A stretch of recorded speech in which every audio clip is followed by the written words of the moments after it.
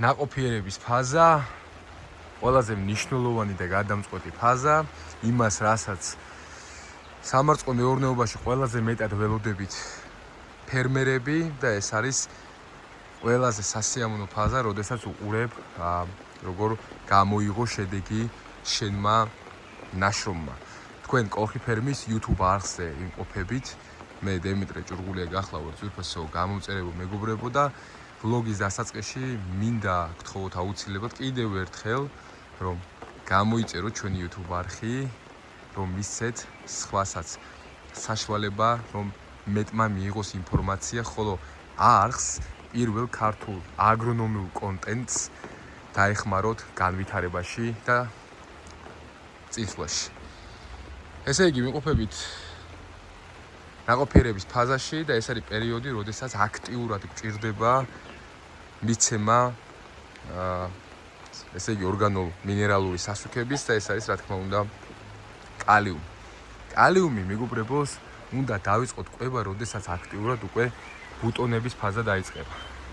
როდესაც უკვე გვაქვს ბუტონები, ჯერ არის პერიოდი, როდესაც ჩვენ სათფურები, ანუ ჩვენთან სათფურები იწყებს ნაყოფის მოცემას, ხოლო ღია გრუნტში ჯერჯერობით ადრეა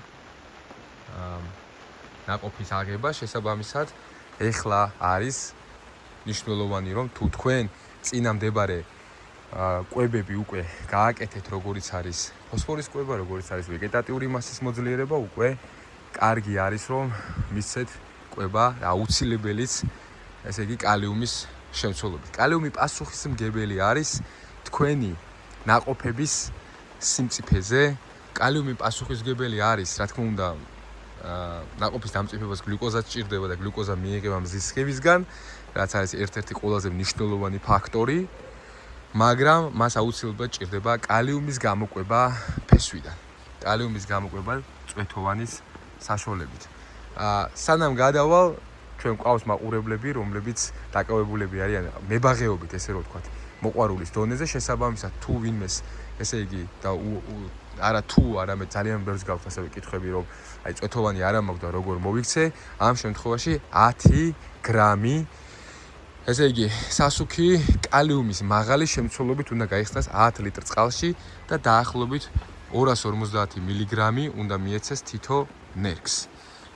ეხლა რომელი კალიუმი უნდა მიეცეს? კალიუმის შემცველობა კალიუმის მაღალი შემცველობა, ანუ NP და K. კი ბატონო, მხოლოდ კალიუმის მიცემაც შეიძლება, თუმცა თანამედროვე ორგანულ სასუქებში უკვე არის შესაძლებელი, რომ NP-ს და K-ს, ანუ აზოტი, ფოსფორის და კალიუმის გამოკვებით ერთდროულად ჩავატაროთ ეს ყველაფერი და მივცეთ ფესვიდან კვება. ეს უნდა იყოს ფორმულა, მაგალითად 12-6-36, ანუ 36 ამ შემთხვევაში კალიუმის მაღალი შემცველობაა. ეს უნდა იყოს ფორმულა 11-18-59, რომელიც არის ჟელე, მეგობრებო და პირდაპირ შემიძლია გესხათ კიდევ ერთხელ განმეორდები, რომ არავის რეკლამას არ ვაკეთებ, ზუსტად და ყოველთვის საუბრობ მხოლოდ იმ პრეპარატებზე, რომელსაც შედეგი აქვს და რომელსაც კარგი შედეგი აქვს მით უმეტეს. ამიტომ ჟელეზე არის ერთ-ერთი ყველაზე ახალი თაობის ბელგიური და ასევე არის კიდევ სხვა ჟელები, რომლის გამოყენება არის ძალიან კარგი ეფექტის მქონე. ანუ მაღალი კალიუმის შემცველობით ვიყენებთ ორგანულ მინერალურ სასუქს NPK-ს. კალიუმი მოგცემთ საშუალებას, რომ ტემპებიც გაზარდოთ თქვენი ნაყოფის, ესე იგი სიმწიფის, მით უმეტეს იცით, რომ ფასები დამოკიდებული არის, ჯერ იმპორტზე ვარ ძალიან დამოკიდებული საქართველოში სამწუხაროდ და ფასებს ამაზე ბევრი მაქვს ნასაუბრები და სხვა ვლოგებიც შეგიძლიათ ნახოთ.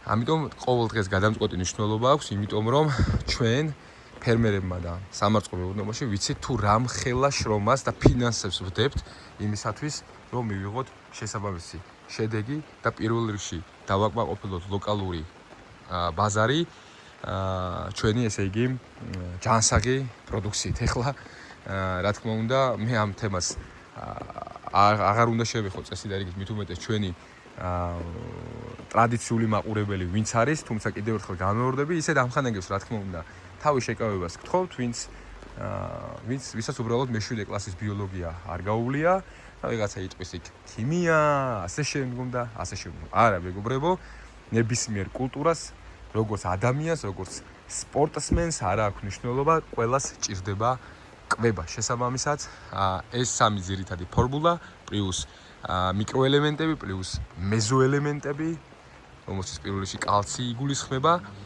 აუცილებელი არის ჩვენი კულტურის სწორად ფუნქციონირებისთვის და შესაბამისი შედეგებისთვის. კალიუმი მნიშვნელოვანი არის ამ პერიოდში, როგორც ესე იგი ვთქვი და შესაბამისად აუცილებელი არის რომ მიეცეს ამ პერიოდში. ახლა რამდენი მივცეთ დოზა? თუ მაგალითად ფოსფორი არის უფრო საფრთხილო ელემენტი, რადგან მძიმე, ესე იგი შემადგენლობის ელემენტია, ამ შემთხვევაში კალიუმთან არაფერს არ უნდა შეგვეშინდეს. რა თქმა უნდა, არაფერს არ შეგვეშინდეს არ ნიშნავს, რომ მაგალითად თუ ვისაცემი გვაქვს ნერგისთვის 1 გრამი და ჩვენ არ უნდა მივცეთ, რა თქმა უნდა, 10 გრამი, იმიტომ რომ ეს გამოიწვევს ძალიან რთულ პროცესებს ნერგში თვითონ, ასევე სუბსტრატის დამარილიანების მიმართულებითაც, მაგრამ იმდენად საფრთხილო არ არის, როგორც ფოსფორი. ამ შემთხვევაში თავისუფლად შეგიძლიათ მინიმუმ 2.5 გრამი მისცეთ ჩვენს ნერგს, ესე იგი ფესვოვანი გამოკვების გზით. რას ნიშნავს ეს? თუ მაგალითად 100 ნერგზე გჭირდებოდა 100 გრამი პროდუქტი, იმიტომ რომ 1 გრამი მისულოდა ჩვენს ნერგებს, ამ შემთხვევაში შესაძლებელი არის რომ 100 ნერგს გავუკეთოთ 200 ან 250 გრამი. ნუ რა თქმა უნდა, როგორც იცით და კიდევ ერთხელ გამევრდები, კვება სიღრმისეულად დამოკიდებული არის, რა თქმა უნდა, ნიადაგის ანალიზის სუბსტრატის შემადგენლობაზე და ასე შემდგომ, მაგრამ კალიუმის ამ დოზით გამოყენება არავითარ საფრთხეს არ შეუქმნის ჩვენს ნაყოფებს და ეს სავალდებულოა. თუ გვინდა რომ გქონდეს გემრიელი, კარგი მოსავალი, რა თქმა უნდა, გემონური თვისებები ასევე დამოკიდებული არის ნერგის ჯიშზე, სახეობაზე და წარმოშობაზე, მაგრამ კალიუმი ეს არის ძირითადი საკვები ელემენტი, რომელიც ამ პერიოდში ძალზედ მნიშვნელოვანია. ამისათვის აუცილებელი არის რომ მივცეთ კალიუმის ეს კვება, რომ მივიღოთ შესაბამისი შედეგი.